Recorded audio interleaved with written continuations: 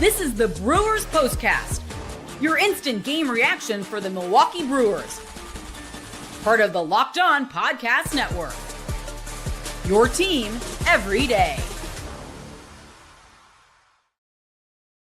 Tough one for your Milwaukee Brewers. They not only lose the game to the New York Mets by a final score of 3-2, but they do indeed drop the series against the Mets in the Big Apple. Lots to get to on the program.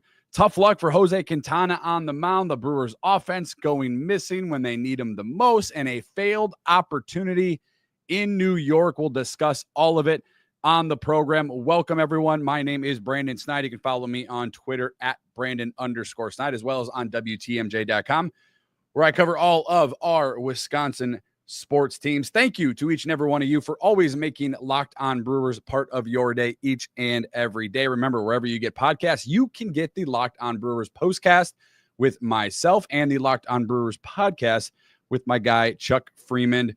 Wherever you get podcasts, as well as right here on YouTube, just go to that search bar, type in Locked On Brewers, hit that subscribe button, hit that notification bell, get notified when we go live. And if you want to do me a favor, hit that like button on our videos. Your thoughts, your opinions, your concerns, your worries, whatever you got, as always, welcomed on the program. We'll get to all of it as the show goes on, as the Brewers lose a very, very, very frustrating series to the New York Mets. They take game one of the doubleheader on Tuesday, but they fall in game two of that doubleheader on Thursday evening, and they fall tonight to the Mets by a final score of 3-2. Now just 9 games over 500 at 48-39.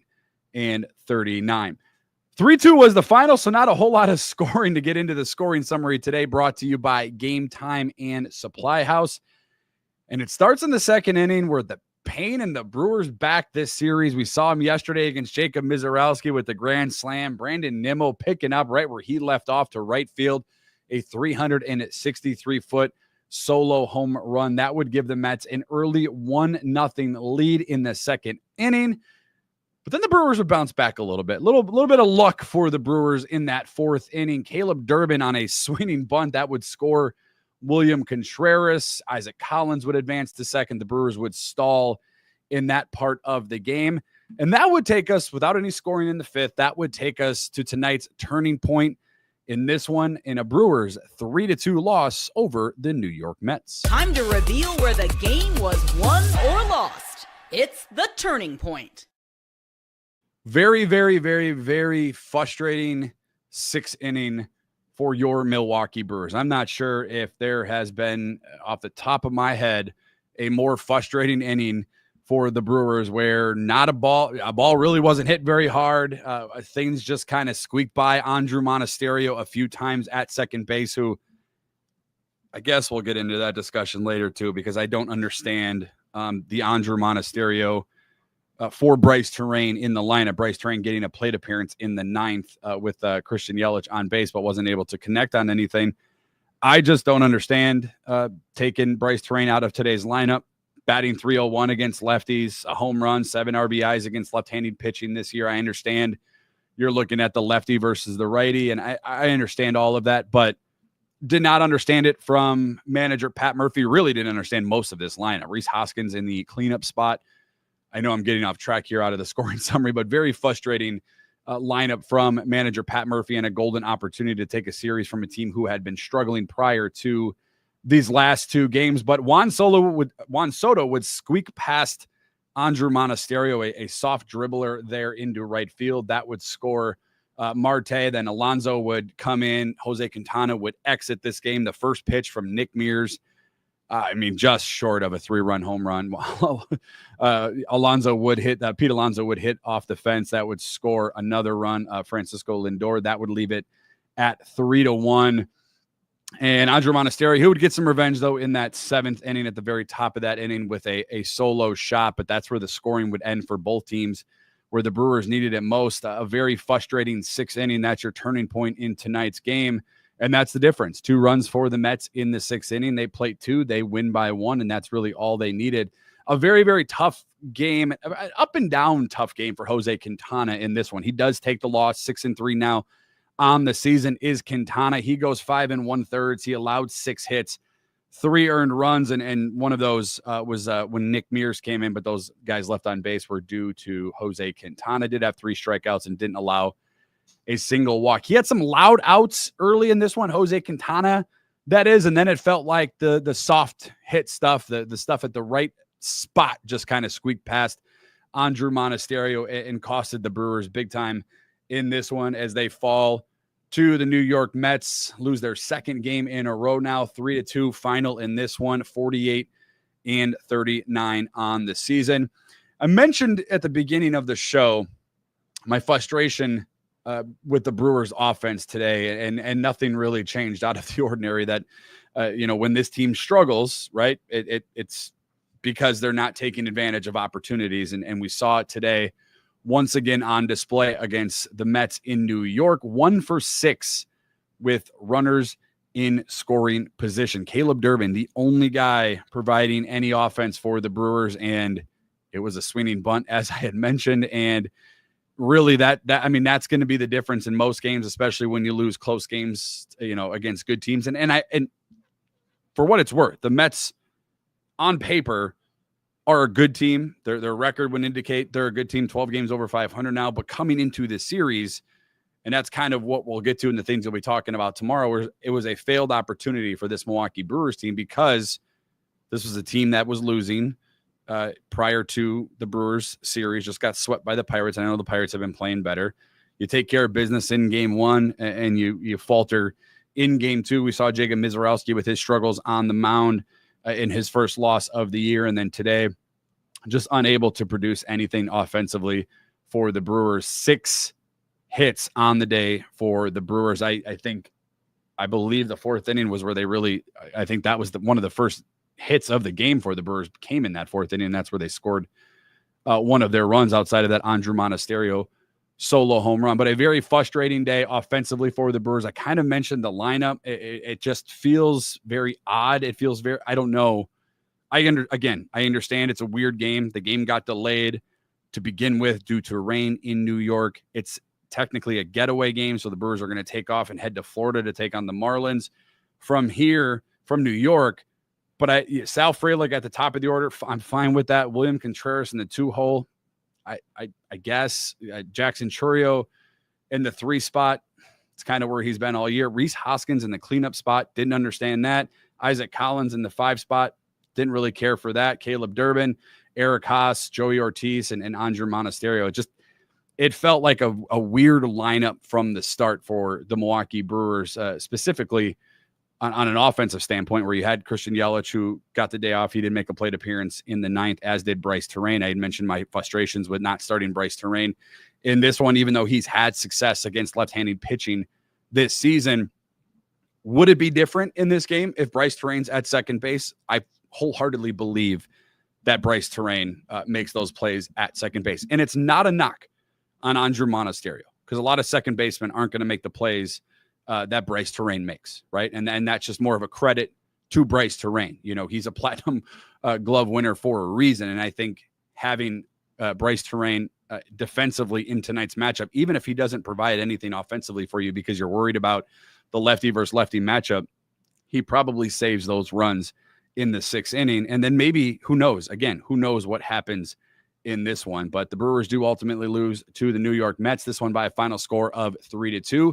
Your thoughts, your reactions, welcomed on the program. We'll get to all of it and the things you'll be discussing tomorrow coming up right after this. The Locked On Brewers postcast is brought to you by Gametime. Have you ever decided at the last minute to head to a ball game with friends or family? Maybe it's a game day and you suddenly realize you want to be in the stands. That's exactly where Gametime comes in. It's the easiest way to grab those last minute tickets without any of the stress. With the money you're saving on tickets, you can splurge on food, drinks, merch, or even a bigger group to come with you. And Gametime makes it all possible. Prices on the app, believe it or not, actually drop the closer you get to first pitch. And they've got incredible last minute deals. Clear seat view is one of my favorite things about the app. You actually can see where you're sitting, a 3D picture of where you're actually sitting, and the lowest price guarantee that takes the worrying out of buying. I went on Gametime, their app earlier today. You can get tickets for as low as $16 when the LA Dodgers come to town on next week, Monday. Take the guesswork out of buying tickets with Gametime. Download the app, create an account, and use code LOCKEDONMLB for $20 off of your first purchase. Terms do apply. Again, Locked On MLB for $20 off. Download the Gametime app today. Last minute ticket deals, lowest price guaranteed. I mentioned the Brewers as low as $16 against the Dodgers. You use code Locked On MLB. You get $20 off, and you did the math right. That's possibly a free game. Download the app today. Gametime. The show today also brought to you by Supply House. Get the supplies you need from the site made for the skilled trades. Supply House, whether you're in plumbing, HVAC, or electrical work, Supply House is the reliable way to order your products online. Their easy-to-use website is packed with helpful resources and the latest product info to help you get the job done right. Plus, with a complete inventory of over 200,000 parts from the top 400 brands, you'll find exactly what you need delivered fast from coast to coast. Join the Trade Master program today at supplyhouse.com/TM and start ordering plumbing, HVAC, and all the electrical supplies you need with just a few clicks. Use promo code SH5 for 5% off of your first order. Again, SH5 for 5% off your first order.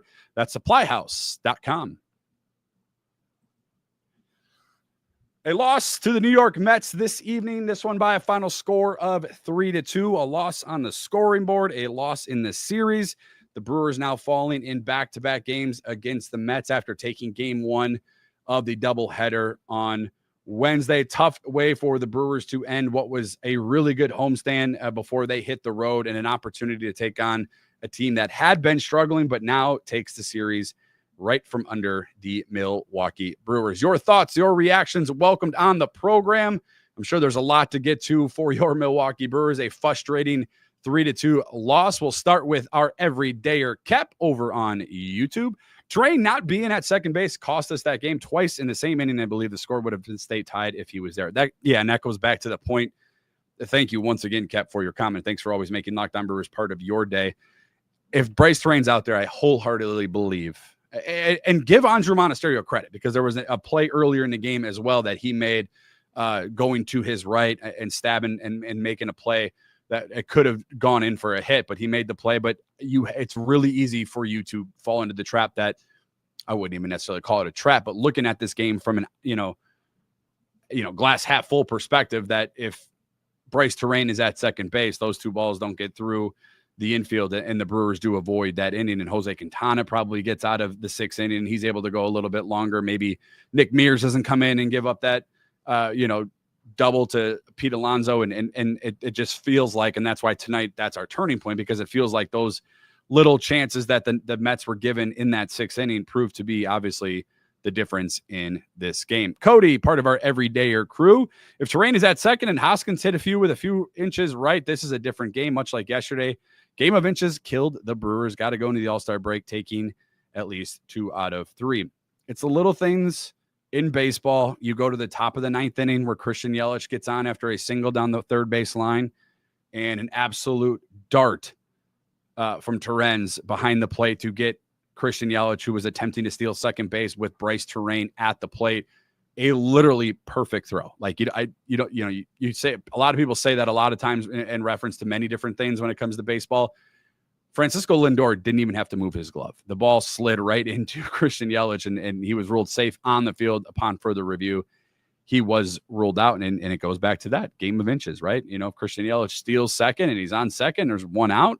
Who knows? Bryce Terrain would eventually strike out to end that game, but you're still given another opportunity with the next person up at the plate, which would have been Andrew Monasterio. Charles, part of our everydayer.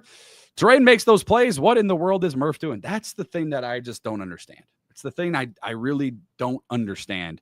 And before we go any further, because Charles brings up a really good point and something I kind of want to get into, we're going to get some more comments. So I see all of you still lined up.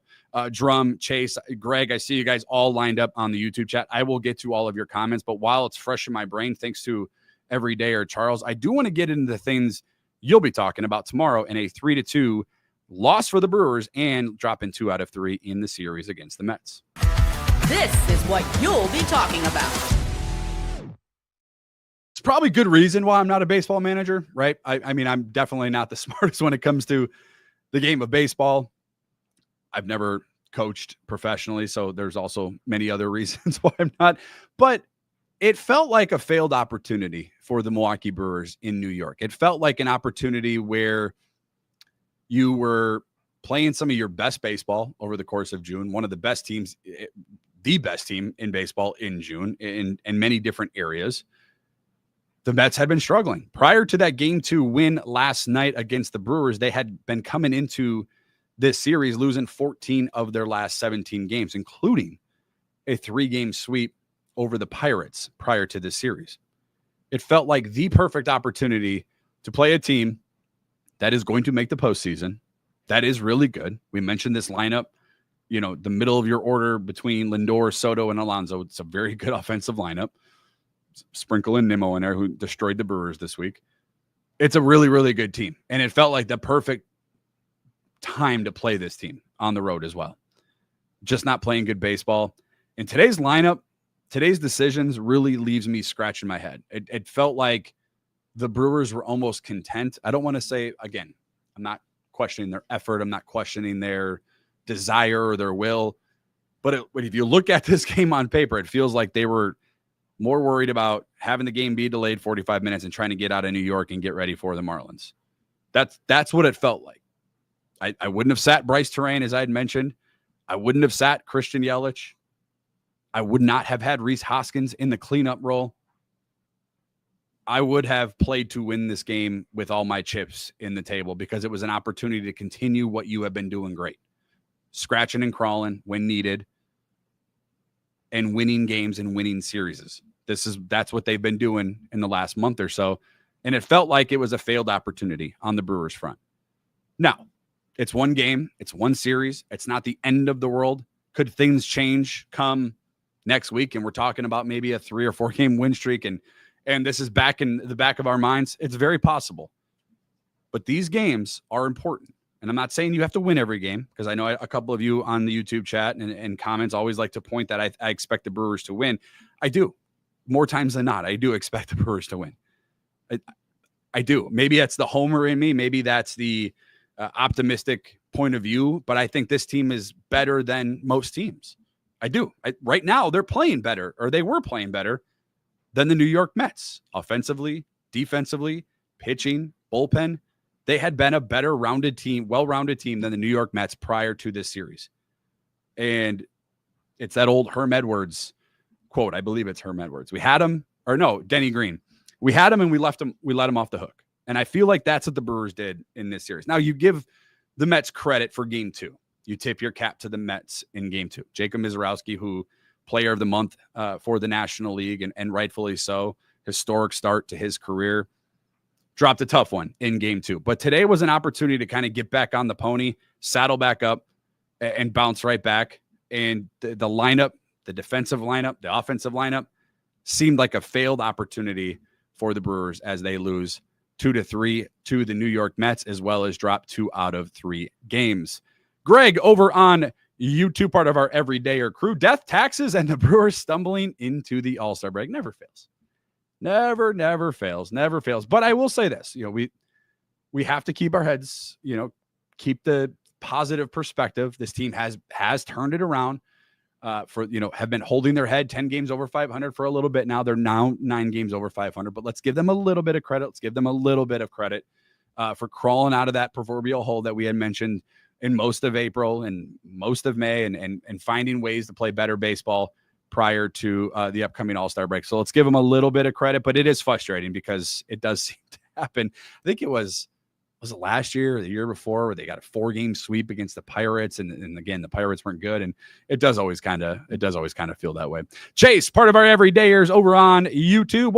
What a pathetic offense with even a worse pathetic lineup. Murphy is clueless. I don't want to be negative. I don't want to be the guy that's pounding the table and telling you that I can do better, because I certainly cannot, but I just didn't get it. I didn't get it. And I understand these guys are human, right? They're going to need time off, but you had an opportunity with the off day Monday to kind of get things going, the rain out on Tuesday. So it felt like the rest was there for these guys. And I feel like today was just one of those really weird lineups that I didn't like personally. And I'm, again, not the smartest when it comes to the game of baseball, but it doesn't matter who's pitching. The way Bryce Terrain has played all year long against left-handed pitchers, his numbers are fine. They're good.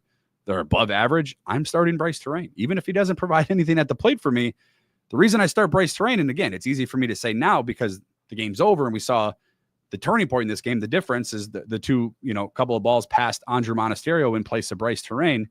I think Bryce makes those, and this is a different outcome. Drum over on YouTube. Again, one of those everydayers for us. Can't have these bad offensive games, especially when you play the Dodgers after the Marlins series. They got to turn it around offensively. We mentioned the struggles today offensively for the Brewers. 1 for 6 with runners in scoring position. That only hit coming on a swinging bunt from Caleb Durbin that would plate 1 run in the 4th. That was your only run-producing swing at the plate for the Brewers, and it didn't leave past the pitcher's mound. Yeah, you'll take them when you can get them.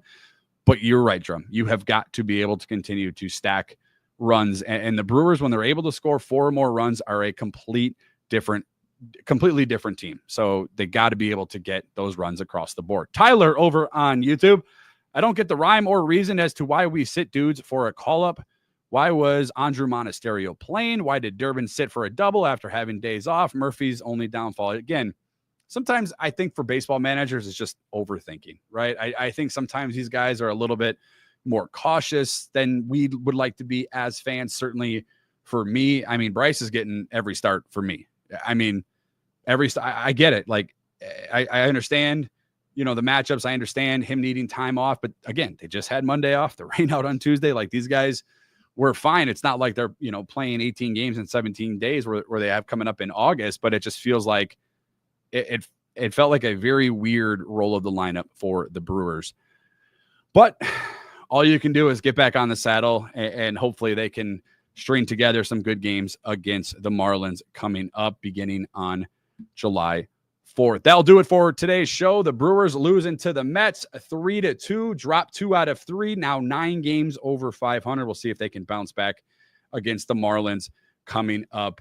And we'll see how the reinforcements look for the Milwaukee Brewers. Brandon Woodruff slated to get the start this weekend against the Marlins. My thanks to each and every one of you for always making Locked On Brewers part of your day each and every day. Remember, wherever you get podcasts, you can get this program. You can get Locked On Daily with Chuck Freeman, Apple, Google, Spotify, all those wonderful apps. You can get all of it, as well as on YouTube. That's probably the easiest place to do everything. Go to that search bar, type in Locked On Brewers, hit that subscribe button, hit that notification bell, get notified when we go live. Show note, no live show tomorrow. We'll pick things back up on Saturday. I hope each and every one of you have a very, very safe and happy 4th of July.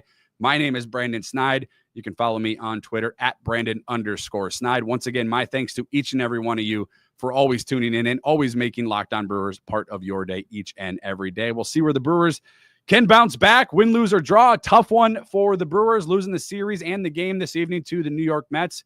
We'll talk to you again on Saturday. And as always, win, lose, or draw, it's always go Brewers. Have a good one, everyone. Thank you.